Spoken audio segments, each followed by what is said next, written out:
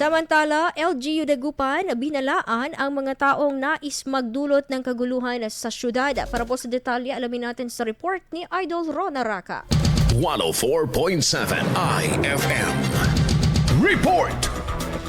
Natukoy na ang taong nasa likod ng kailan lamang naiulat na bomb threat sa isang universidad sa Dagupan City. Sa kasalukuyan ay inihanda ng kasong isasampalaban dito habang tinagnin ng otoridad na mananagot ang taong sangkot sa pananakot. Ayon sa lokal na pamahalaan ng Dagupan, hindi pa kikitaan ng awa ang sinumang nagnanais na guluhin ang lungsod.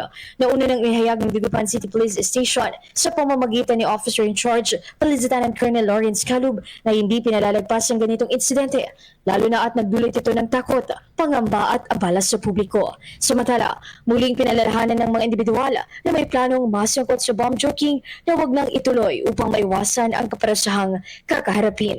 Mula rito sa IFM Dagupan, ito si Idol Panaraka. Tatak, IFM. IFM News. IFM News. IFM News.